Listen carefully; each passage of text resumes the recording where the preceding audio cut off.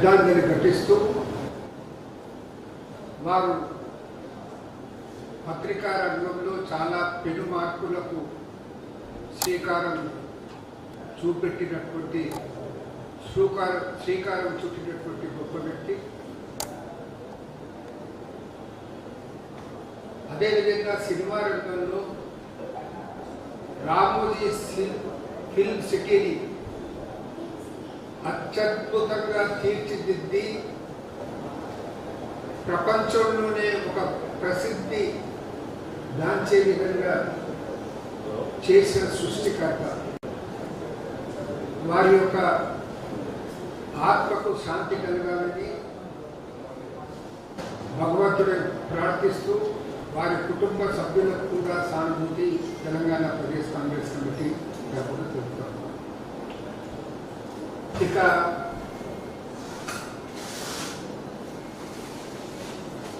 రాజకీయ అంశానికి సంబంధించి వస్తే ఈరోజు దేశవ్యాప్తంగా మొన్న జరిగిన జనరల్ ఎలక్షన్స్ లో గెలుపు ఎవరిది అంటే ఈ ప్రజల్లో ఎవరిని అడిగినా కానీ ఇది ఇండియా కూటమి, రాహుల్ గాంధీ గెలుపు అనే మాట ప్రతి ఒక్కరి నోట్లో ఉందన్న మాట కూడా మనం చేస్తూ ఉన్నాం. ఇది ఎన్డీఏ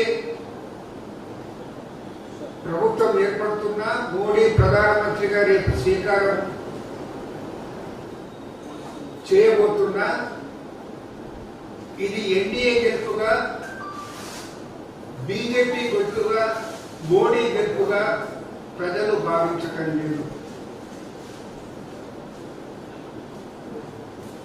రాహుల్ గాంధీ గారు ఈ ఎన్నికలతో ఒక ధీటైన నాయకుడుగా, రాటుదేరిన నాయకుడిగా ఎదగడం జరిగింది. ప్రజలందరూ రాహుల్ గాంధీ గారి లో ప్రస్ఫుటమైనటువంటి నాయకత్వ లక్షణాలతో హర్షాతిరేకాలు వ్యక్తం చేస్తున్నారనే విషయాన్ని కూడా మనం చేస్తూ ఉన్నాం. ఇంత జరిగిన దురదృష్టం ఏంటంటే మోడీలోని అల్పబుద్ధి తగ్గలేదు. ఇంకా కూడా ఆయన ఏది మాట్లాడినా కానీ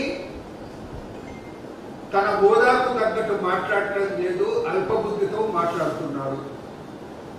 నిన్న ఎన్డీఏ పార్లమెంట్ సభ్యుల సమావేశం జరిగింది.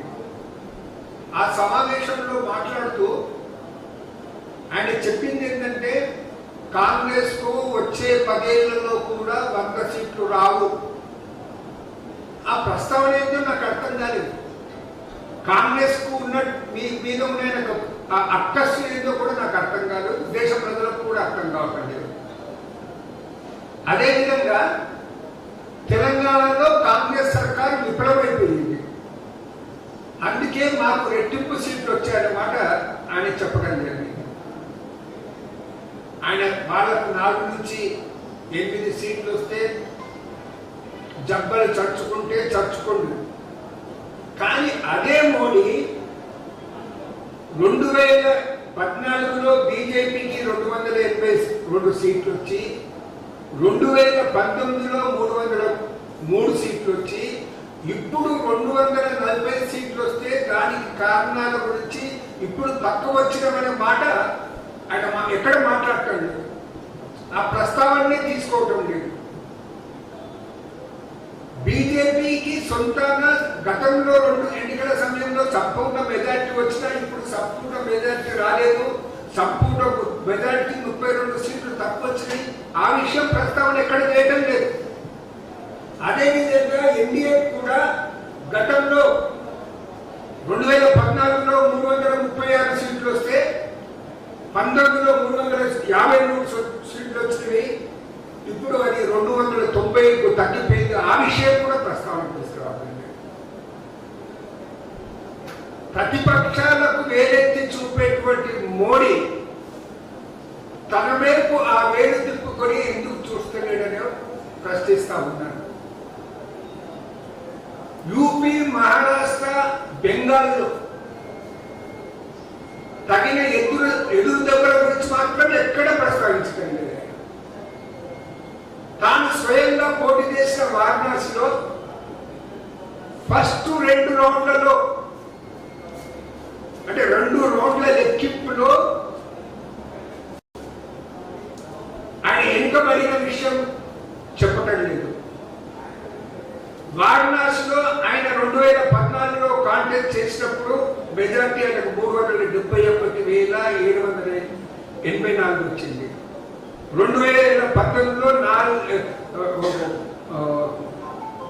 3,71,780 మెజార్టీ వస్తే 2019లో 4,70,505 మెజార్టీ వస్తుంది.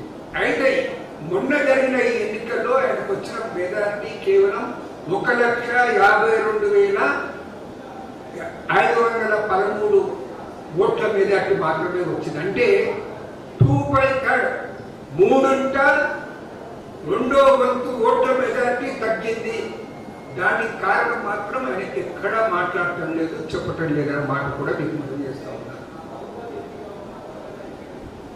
అయోధ్య మందిరం ఉన్నటువంటి ఫైజాబాద్ లోనే ఆయన పార్టీ బీజేపీ పార్టీ ఓడిపోయింది మొన్నటి ఎంపీ ఎన్నికల్లో. ఆ విషయం ప్రస్తావన తీసుకురావటం లేదు.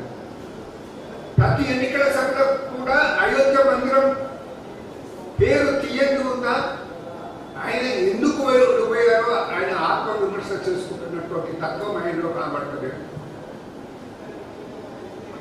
బీజేపీలో అంతర్గతంగా బీజేపీ టాప్ నాయకుల్లోనే అసంతృప్తి అనేది పెళ్ళుబుక్కుతుంది. దాన్ని అణగదొక్కే ప్రయత్నం చేస్తా ఉన్నారు. నిత్యం నడ్డా, అమిత్ షాలు మోడీని తెగ పొగుడుతూ